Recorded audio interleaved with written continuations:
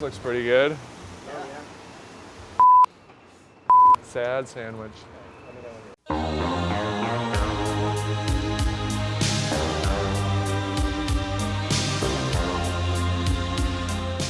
Welcome to today's 7 Super Tips. I'm your host, Erik Qualman. A lot of you know me as Equalman.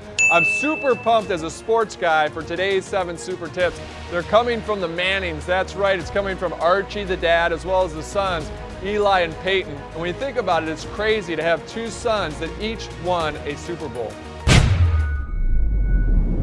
Well, that leads me into coaches, mentors you've had over the years. People look at a great athlete and they just see how great he is, and they don't really understand what was behind the scenes and the daily rigors and what coaches and mentors do to make you the person and the player that you became. Well, coaches have had a big impact on me. Those have been my mentors. And I think the first thing I tell you, don't ever stop being coached. Don't ever stop going back to that mentor. I certainly believe in paying it forward and mentoring others, but don't ever believe that you have it all figured out and you don't need to stop going back to that old boss, that old mentor, maybe an old coach as a young person that had a big impact on you. I used to go back to my offensive coordinator in college. His name is David Cutcliffe. He's now the head coach at Duke University. I go back to him every offseason, and he would coach me like an 18-year-old freshman. He would yell at me. We do the most basic fundamentals that a junior high quarterback might do, and you might say, why would a 14-year NFL veteran need to be working on how to take a snap or how to call a play in the huddle? Because the little things matter. If you ever brush off the little things and just go on to the big things, that's when your game's going to begin to slide. So staying on the little details and fundamentals, especially as you get older in your profession, I think it's important. A long time ago, I learned a truism from the pastor of my church that I haven't forgotten, and that is, indistinct goals create ineffective behavior. The way we behave is ultimately an expression of what we believe. So I think the bottom line of reminding you to manage your thoughts and to manage your goals and to manage your actions, it really just boils down to one thing, and that's your attitude. And attitude is simply a habit of thought. Someone a lot smarter than me said this about attitude: the longer I live, the more I realize the impact of attitude on life. Attitude to me is more important than facts. It's more important than the past, than education, than money, than circumstances, than failures, than successes, and than what other people say, think, or do. It is more important than appearance, giftedness, or skill. And it will make or break a company, a team, a school, a church, a home. The remarkable thing is we have a choice every day regarding the attitude that we will embrace for that day.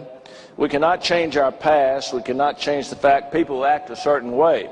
We cannot change the inevitable. The only thing we can do is play on the one string that we have, and that's our attitude.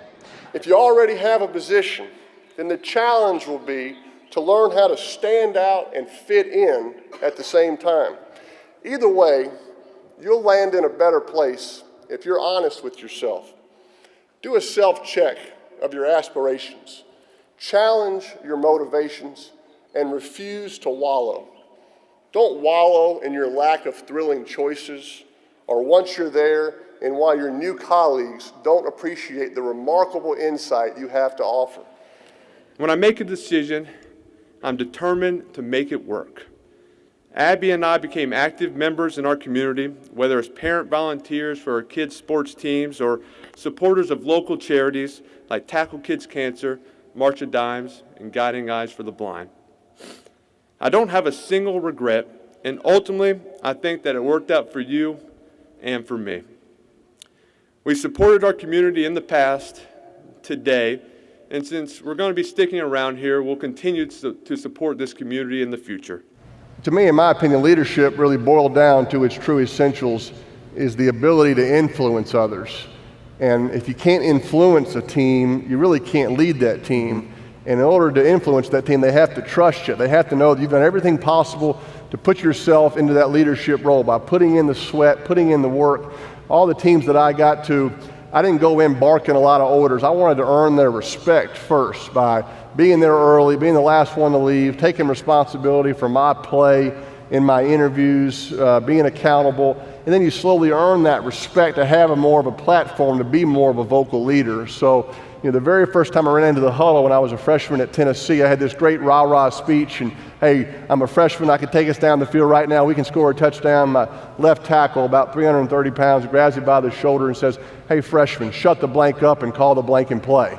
And I said, yes sir, and that was good advice. People don't want to hear what you have to say right away when you're in a new leadership role. They want to see some action first, and I applied that when I got to Indianapolis, when I got to Denver, and it gave me more of a platform to be more of a vocal leader. So, and then it goes back to that communication as well. Yeah. We always like to meet together, talk about things, get all on the same page, but there's no doubt that leading by example is a big tool as a leader.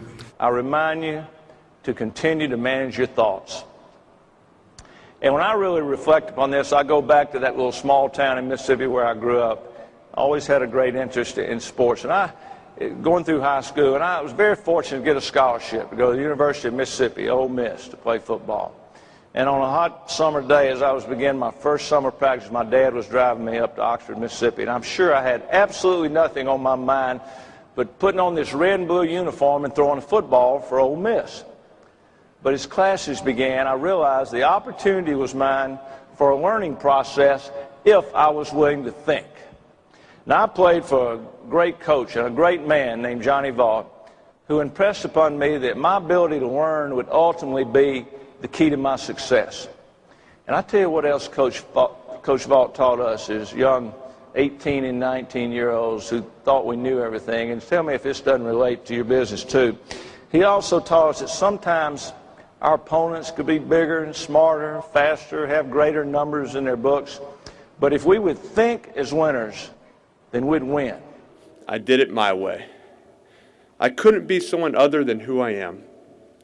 Undoubtedly, I would have made the fans, the media, even the front office more comfortable if I was a more rah-rah guy. But that's not me. Ultimately, I choose to believe that my teammates and the fans learned to appreciate that. They knew what they got was pure, unadulterated Eli. I don't have any regrets, and I won't look in the rearview mirror. Would we have liked to have won more games or championships? Of course we would have. There were tough times that I learned and grew from, but I always knew the level of effort and sacrifice that my teammates and coaches made. We did all we could do every week. That's it for today's 7 super tips from the fabulous Mannings. My hope is they help unlock and unleash your inner superpower, or maybe now you can finally throw that spiral.